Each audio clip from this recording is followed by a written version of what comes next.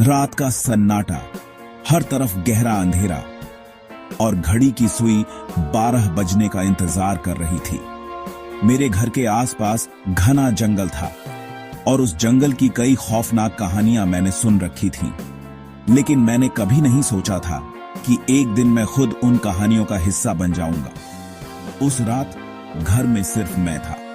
मेरे माता पिता एक शादी में गए थे और मैं उनकी गैर मौजूदगी का मजा लेने के लिए देर रात तक फिल्म देख रहा था। लेकिन जैसे ही लाइट चली गई, फिल्म रुक गई और पूरे घर में घना सन्नाटा छा गया। बाहर हवाओं की सरसराहट, पत्तों की खड़खड़ाहट और दूर कहीं उल्लू की आवाज। ऐसा लग रहा था कि कुदरत भी कुछ अनहोनी की चेतावनी दे रही है।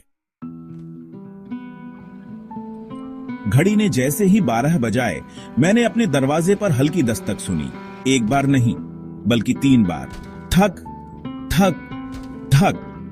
मैंने पहले सोचा कि शायद मेरी सुनने की गलती है, लेकिन फिर वही दस्तक दोबारा हुई, इस बार थोड़ी तेज।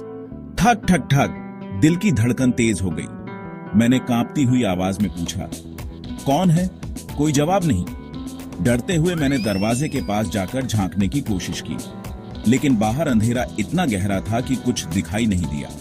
मैंने सोचा कि शायद कोई जानवर होगा, लेकिन फिर दरवाजे पर खरोंचने की आवाज आने लगी, मानो कोई अंदर आने की कोशिश कर रहा हो। मैंने जल्दी से दरवाजे की कुंडी चेक की और सोचा कि खिड़कियां भी बंद कर दूं, लेकिन जैसे ही मैं अपने कमरे की खिड़की की तरफ बढ़ा, मुझे लगा जैसे पीछे से कोई मेरी तरफ देख रहा है। पीछे मुड़कर देखा, लेकिन वहां कुछ नहीं था। फिर एक ठंडी हवा का झोंका मेरे कमरे में आया और कमरे का दरवाजा अपने आप बंद हो गया। मेरी सांसें रुकने लगी। मैंने खिड़की से बाहर झांकने की कोशिश की, लेकिन बाहर जंगल के साए और घना अंधेरा मेरे डर को और बढ़ा रहा था। अचानक खिड़की के शीशे पर कुछ उभरा, एक साया। मैं पीछे हट गया।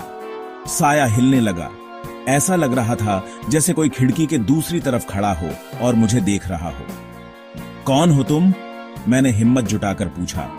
उसने धीरे से कहा, मुझे बुलाया गया है, दरवाजा खोलो। मैंने तुम्हें नहीं बुलाया। उसकी आवाज गहरी और खौफनाक थी। उसने फिर से कहा, दरवाजा खोलो, और खिड़की के शीशे पर अपनी लंबी नुकीली उंगलियों से खरोंच मार दी। मेरे पैर थर थर कांपने लगे। मैंने दरवाजे की ओर देखा। अचानक दरवाजे के पीछे से एक साया उभरा। वही लाल आंखें, झुर्रियों से भरा चेहरा और तेज नुकीले दांत। ये पिशाच था। मैंने अपने कमरे का दरवाजा बंद करने की कोशिश की, लेकिन जैसे ही दरवाजा बंद किया, वो पिशाच किसी धुएं की तरह अंदर आ गया। उसकी आंखें मुझ पर टिकी थीं। उसने धीरे धीरे मेरी तरफ बढ़ना शुरू किया। तूने मुझे क्यों बुलाया? उसने कहा। मैंने तुम्हें नहीं बुलाया, लेकिन मैं आ चुका हूं और अब तू मेरे साथ चलेगा। मैंने देखा कि उसकी परछाई पूरे कमरे में फैल रही थी। उसके नुकीले दांतों से खून टपक रहा था। वो मेरे करीब आने लगा। मैं कमरे के कोने में छिपने की कोशिश कर रहा था, लेकिन उसकी परछाई मेरे चारों तरफ फैल गई। ऐसा लग रहा था जैसे बचने का कोई रास्ता नहीं है। मैंने हिम्मत जुटाई और अपने पास पड़ी लोहे की रॉड उठाई। जैसे ही मैंने उस पर हमला किया, वो हंसा। उसकी हंसी इतनी खौफनाक थी कि मेरे रोंगटे खड़े हो गए। तुझे लगता है कि ये मुझे रोक पाएगा? उसने कहा और मेरे हाथ से रॉड छीन ली। अचानक उसके मुंह से अजीब सी आवाजें निकलने लगीं। उसकी आंखें और लाल हो गईं और उसने अपना चेहरा मेरे करीब लाया।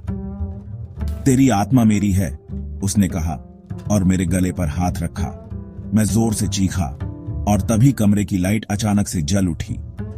उस पिशाच ने एक चीख मारी और वो धुएं में बदलकर गायब हो गया। जब मैंने चारों तरफ देखा तो कमरे की दीवारों पर खून के निशान थे। फर्श पर गहरे पंजों के निशान थे। सुबह हुई तो मैंने सारी बातें अपने माता पिता को बताईं, लेकिन वो मानने को तैयार नहीं थे। आज भी जब मैं अकेला होता हूं और घड़ी 12 बजती है, तो मुझे लगता है कि वो पिशाच वापस आ जाएगा और शायद इस बार मुझे अपने साथ ले जाएगा।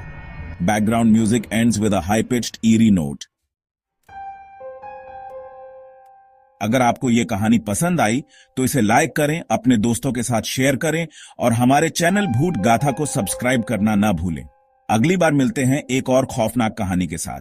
तब तक याद रखना, रात के 12 बजे 10 तक मत सुनना।